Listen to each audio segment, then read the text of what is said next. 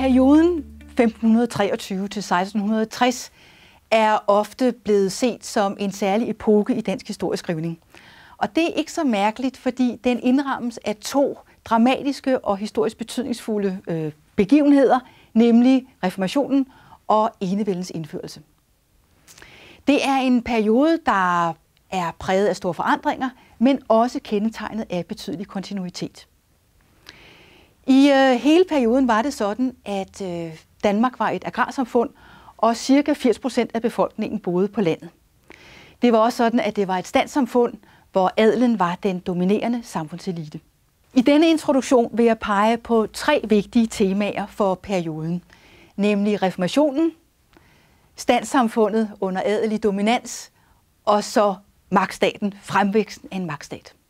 Men allerførst kort om det Danmark, vi her taler om.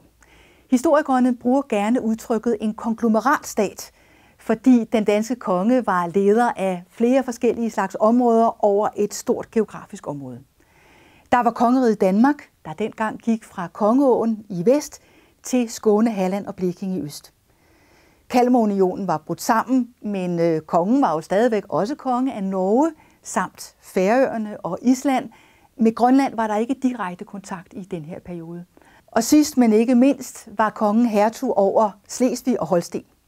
Så det var altså et stort og vidtstrakt rige, og der blev talt mange forskellige sprog, ud over dansk, blandt andet plattysk og højtysk. Og nu til reformationen. Den danske kirke var i begyndelsen af perioden del af en international kirke med paven i spidsen og med latin som fællessprog. Kirken havde stor magt. Bisperne blandt andet sad med i rigsrådet og var altså med til at vælge kongen. Og kirken ejede 40% af al jord, og det vil sige, at rigtig mange bønder havde en biskop eller abbed som deres herremand. Og nok så vigtigt, alle, rig og fattige, mænd og kvinder, levede med en magisk religiøs forestillingsverden, hvor det var kirken, der kunne forklare altings rette sammenhæng. I løbet af 1520'erne kom kravet om reform af kirken til Danmark, godt hjulpet af bogtrykket.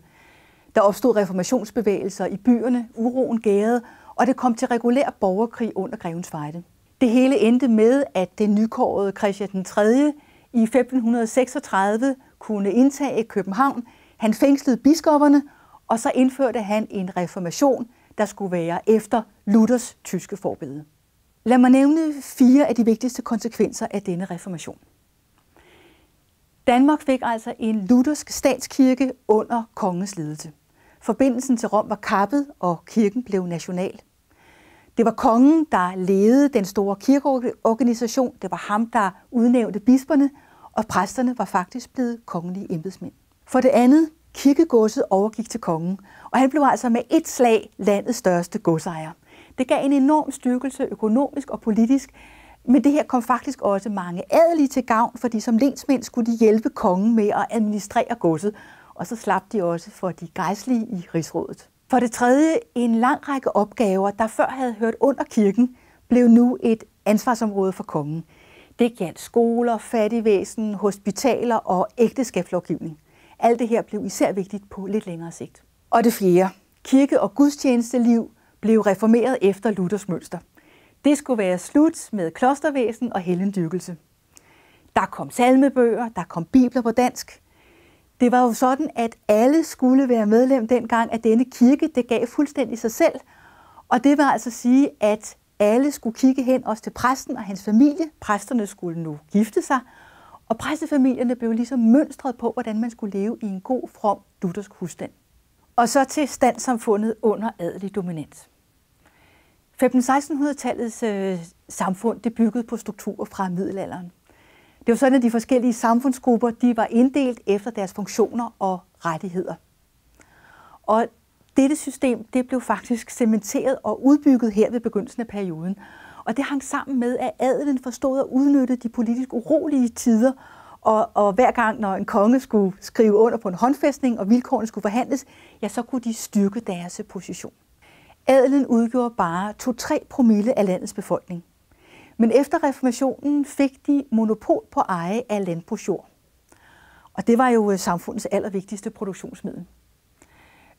Selve jorden var dyrket især af bønder på gårde, men bønderne havde disse gårde i fæste, altså til låns, til leje af herremændene, og til gengæld skulle bønderne så yde afgifter, især korn, og de skulle levere arbejde blandt andet på herremændenes marker. Derudover havde adelen reelt monopol på at være lensmænd, det vil sige, at de fik andel i kongens indtægter.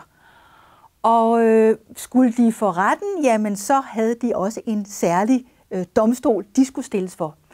I det hele taget så var samfundet på alle mulige områder gennemsyret af, at der var forskel for folk, og at adelen var den fineste stand.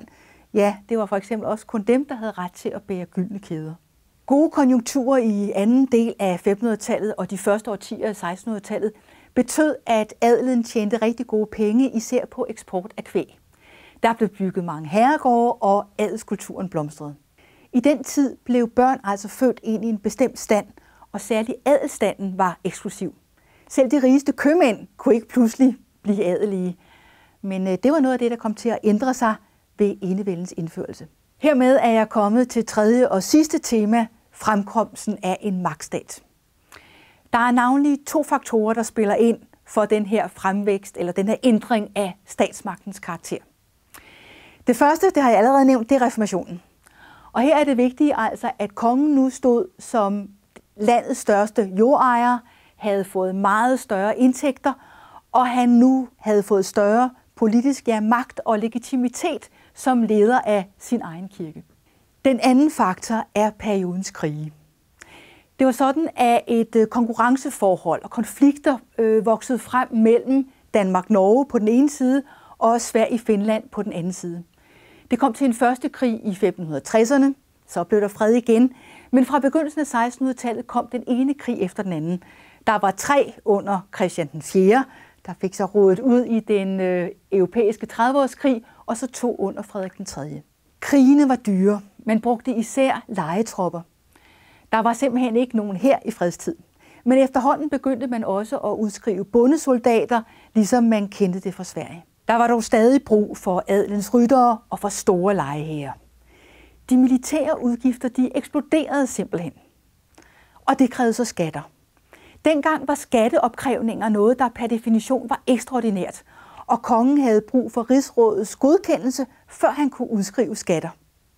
Det gav anledning til mange konflikter, især efter at de økonomiske konjunkturer blev dårlige fra ca. 1640 og frem. Adelen var ikke begejstret for at beskatte egne bønder, og heller ikke for, at der blev samlet så stor magt hos kongen. Denne udvikling frem mod en skatte- og militærstat, eller kort magtstat, er en vigtig baggrund for at forstå begivenhederne i 1660. I de 2 Karl Gustav-krige årene før måtte de østdanske provinser afstås til Sverige, og Danmark var tæt på udslettelse. Men stormen på København blev afværget, og internationale magter greb ind.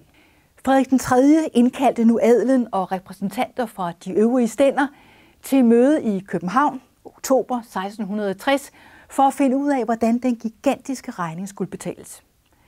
Adelen viste sig igen uvillig, og så var det, at Frederik den 3. forstod at udnytte situationen.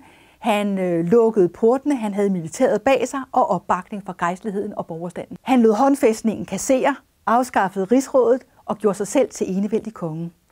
Et nyt kapitel i Danmarks historie kunne tage sin begyndelse.